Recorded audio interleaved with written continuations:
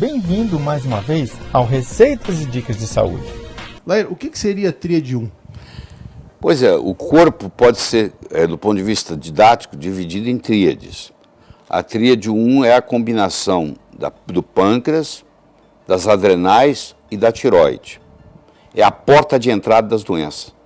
Quando você recebe um paciente doente no seu consultório, você pode estar certo, ou a tireoide não está funcionando bem, ou as adrenais, antigamente chamadas de suprarrenais, não estão funcionando bem, ou o pâncreas não está funcionando bem, ou a combinação deles.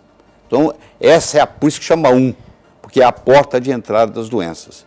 Se uma pessoa chega com fadiga adrenal, se ela chega com hipotiroidismo, se ela chega com resistência insulínica, antes de eu passar o hormônio para ela, eu vou estabilizar essa tríade 1 primeiro, porque a tríade 1 leva a tríade 2, que é o imune, o cérebro, o intestino, que leva a 3, que é o hepático, o linfático e o renal, que leva a 4, que é o vascular, neural, cardiopulmonar, que leva a 5, que é o estrogênio, a progesterona e a testosterona. Então a coisa vai levando a outra. Então o que eu quero mostrar é o seguinte, antes de você fazer qualquer modulação, qualquer reposição hormonal, você tem que ver se o paciente tem alguma doença que precisa ser tratada. Porque se ele tiver um hipotiroidismo, se ele tiver uma fadiga adrenal, se ele tiver uma resistência insulínica, os hormônios não vão responder. Não vai ter uma resposta boa. Aí você vai culpar os hormônios e vai dizer, isso não funciona. Não funciona porque o seu paciente está doente demais. Eu tenho que recuperar ele um pouco antes de colocar os hormônios de volta. Entendeu? Eu sei que você faz suplementação com DEA e melatonina, né? Inclusive Sim. a gente aprendeu a fazer. Sim. Se consegue comprar isso aqui no Brasil? Não, aqui no Brasil você não consegue comprar DEA, mas eu ensino para os médicos que existe um jeito brasileiro de gerar DEA no corpo. Quando você faz pregnenolona, que está disponível, você faz rhodiola rósea, que está disponível, e você faz boro. Quem descobriu isso foi o Dr. Jonathan Wright, que ele mostrou que a combinação certa, que eu não posso passar aqui, porque isso não é aberto ao público, eu não posso estar ensinando isso aqui nesse contexto. Então você gera o DEA. É um jeito brasileiro de você repor DEA, já que o DEA está proibido. Então, o organismo vai fabricar isso, se necessário. A mesma coisa acontece com a melatonina. A melatonina vem da serotonina. A serotonina vem do triptofano. Então o triptofano vira 5-hidroxitriptofano, vira serotonina e vai virar melatonina. Se eu suprir você com 5-HTP, que é o 5-hidroxitriptofano, você vai gerar a sua própria melatonina. É um jeito brasileiro de você suprir. Aí você vai no seu médico, ele vai falar as doses, tudo certinho, etc. E tal. Mas é um jeito de fazê-lo. Ou então, quem tem possibilidade, pode trazer de fora, né? Pode trazer de fora. O Amazon.com vende, entendeu? E o hormônio de crescimento? É um pouquinho mais complicado trabalhar com hormônio de crescimento. Primeiro que o CRM está muito em cima disso, que não gosta que o médico trabalhe. Tem que provar que o paciente ou está em fase de crescimento, está precisando do hormônio, ou o seu paciente tem uma deficiência séria de hormônio de crescimento. A reposição de hormônio de crescimento ela é complicada, porque é caro, fica mais ou menos R$2.000, R$2.400 por mês. Poucos brasileiros conseguem manter isso ad infinito. No momento que você começou a sua adenohipófise, para de produzir hormônio de crescimento, isso é outro problema sério, porque aí você esquece de fazer o uso. É uma injeção que você tem que fazer subcutânea toda noite na hora de dormir, 7 dias por semana, então também é complicado. Você tem que ter uma geladeira quase que só para isso, porque você tem que manter esse hormônio a 4 graus centígrados. Se ele congelar, você tem que jogar fora. Se ele passar de 8 graus, você tem que jogar fora. Não é barato, entendeu? Requer seringa. É uma série de coisas. E, além disso, quando você começa a usar, a sua adenohipófise entra em hibernação, para de fabricar. Você não pode parar. Nunca mais? Nunca mais. Bom, se você parar, você vai ter uma fase onde você vai estar sem hormônio de crescimento. Agora, hoje existem os chamados secretagogos, que são muito mais baratos, muito mais simples. Existe um produto chamado sermorelina, não é o nome comercial, estou falando do princípio ativo, que foi descoberto nos Estados Unidos, que é uma substância, é um conjunto de 31 aminoácidos, que estimula a produção do hormônio de crescimento. Então mostrou-se que mesmo um indivíduo de 60, 70 anos, se você fizer sermorelina, você aumenta a produção de hormônio de crescimento. Mas você que está aí me assistindo, o jeito mais simples de você aumentar a produção do seu hormônio de crescimento é atividade física intensa. Se você correr 1 minuto, parar 1 minuto, correr 1 minuto, parar 1 minuto, correr 1 minuto, fizer isso 12 vezes, você vai aumentar em 98% o IGF-1. Se fizer isso todo dia, você vai ter um aumento. E o hormônio de crescimento ele melhora a sua pele, te rejuvenesce. Mas o melhor modo de fazê-lo, na minha opinião, que não lhe custa nada, é via atividade física intensa. Tá? Pregnenolona, O que tem? como é que, qual seria a principal A função? pregnenolona é a mãe dos hormônios, a rainha dos hormônios, porque a partir da pregnenolona, porque você tem o colesterol vai gerar a pregnenolona vai desencadear todo o processo. No Brasil existe, pelo menos por enquanto, eu não sei quanto tempo eles vão incomodar com isso, existe a pregnenolona disponível, tá? Mas aí a pregnenolona vai desencadear os outros. Então é através da pregnenolona que vai ser formado o DEA. Então quando eu dou a pregnenolona para o paciente, dou rodiola rosa, dou boro, eu vou formar o DEA, tá? E a pregnenolona ajuda muito também em pacientes que têm fadiga adrenal. Eu te perguntei mais em função da fadiga e também da memória, né? Da memória. A pessoa que reclama para você que a palavra não vem, por exemplo, isso é muito típico. A palavra está na ponta da língua e não sai. Isso aí geralmente é deficiência de pregnenolona. Eu não consigo lembrar, esqueço o nome e tal. Isso é pregnenolona.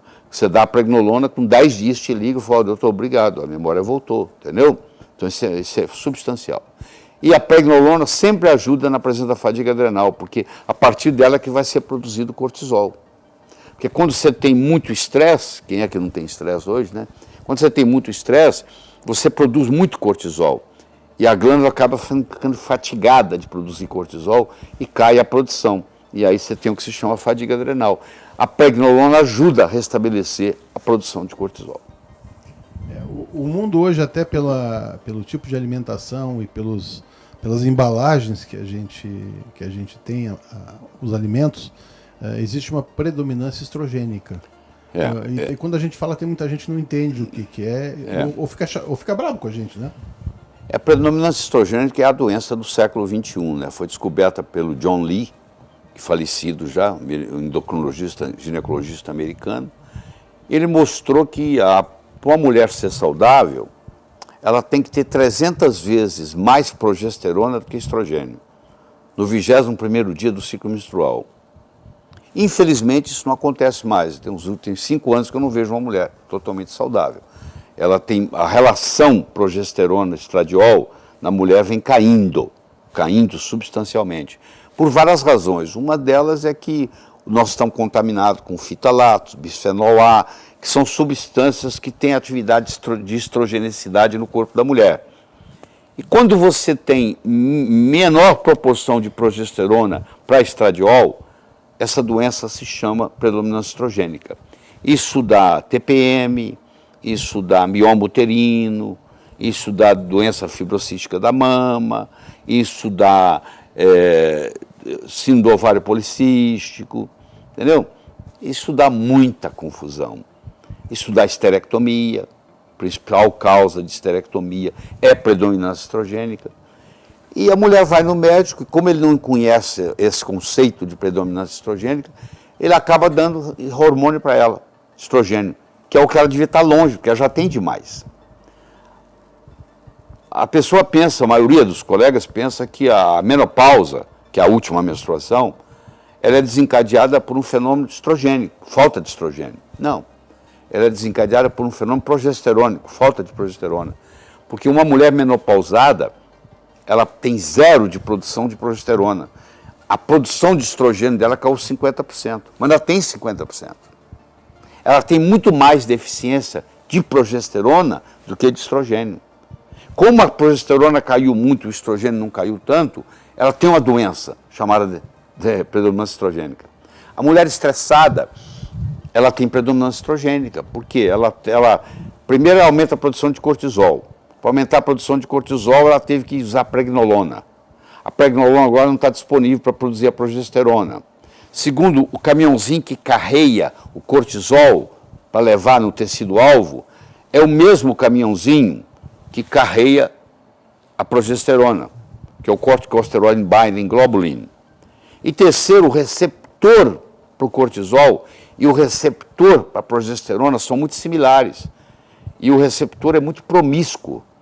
Ele tanto copula com a progesterona, quanto que ele copula com o cortisol. Então, uma mulher que tem cortisol demais, ela está gastando a pregnolona para produzir o cortisol. O cortisol está ocupando o corticosteroid binding globulin, que é o caminhãozinho que leva, porque ele tem preferência, porque o cortisol é vida ou morte, a progesterona só ficar velho, não é a mesma coisa. E terceiro, a nível de receptor, lá está ocupado com cortisol, a progesterona não pode atuar. Então eu diria que toda mulher estressada, qual a mulher que não está estressada hoje, ela tem predominância estrogênica. E ela se beneficiaria com progesterona. Quando eu falo progesterona, eu não estou falando de progestágeno. Nós aprendemos na faculdade de medicina que é a mesma coisa. Não, uma coisa é uma coisa, outra coisa é outra coisa. Progestágeno é cancerígeno, progesterona é anticâncer. Progestágeno engorda, progesterona emagrece. Progestágeno é depressivo, progesterona é antidepressivo. Progestágeno retém líquido, progesterona é diurética. Progestágeno causa insônia, progesterona faz você dormir bem. É exatamente o oposto. Mas a maioria dos médicos chama progesterona, porque o representante do laboratório, ele chega no consultório médico e diz assim, doutor, estamos trazendo uma nova progesterona. Não existe nova progesterona. Progesterona é uma só produzida pelo ovário feminino, no caso da mulher.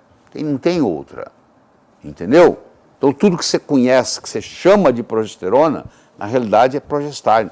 Eu tenho muito colega ginecologista que chega para mim e fala assim, daí, a minha experiência com progesterona não é boa. Eu falo, colega, você nunca usou progesterona na vida. Isso que você usa, que você está descrevendo aí, isso não é progesterona, isso é progestágeno, que é o que mostrou lá que causa câncer. Então, como a progestágeno causa câncer, e a maioria não distingue progestágeno de progesterona, a pessoa acha que progesterona causa câncer. A tríade composta pelo pâncreas, as adrenais e a tireoide representa um conjunto de órgãos cruciais para o funcionamento adequado do organismo humano. Cada um desses órgãos desempenha funções específicas, mas eles estão interligados por meio de complexas interações hormonais, que desempenham um papel vital na regulação do metabolismo, no equilíbrio hormonal e na homeostase corporal. A interação entre o pâncreas, as adrenais e a tireoide é complexa e coordenada por meio de um sistema de retroalimentação hormonal. Alterações em um desses órgãos pode afetar o funcionamento dos outros e levar a desequilíbrios hormonais e problemas de saúde. Por exemplo, o hipotireoidismo pode levar ao desenvolvimento de resistência à insulina, o que afeta a capacidade do pâncreas de regular os níveis de glicose no sangue. Da mesma forma, distúrbios nas adrenais podem interferir na regulação do metabolismo da tireoide. Em resumo, a tríade formada pelo pâncreas, as adrenais e a tireoide desempenha um papel essencial na regulação do metabolismo, na resposta ao estresse e na homeostase corporal. O bom funcionamento desses órgãos é fundamental para a manutenção da saúde geral. Em caso de sintomas ou suspeitas de disfunção em um desses órgãos, é importante buscar orientação médica para um diagnóstico adequado e um plano de tratamento eficaz. Agora me diga uma coisa, você já conhece o site do Dr. Lé Ribeiro? O endereço é www.lerribeiro.com.br. Na descrição do vídeo tem o link do site. Aproveite, acesse e usufrua de todo o conteúdo disponível. O site é excelente, eu super indico. Se gostou do vídeo, então já deixa o seu like para receber vídeos como esse. Se inscreva no canal e ative o sininho das notificações. Assim você não perde nenhuma dica de saúde. Vou ficando por aqui e até o próximo vídeo.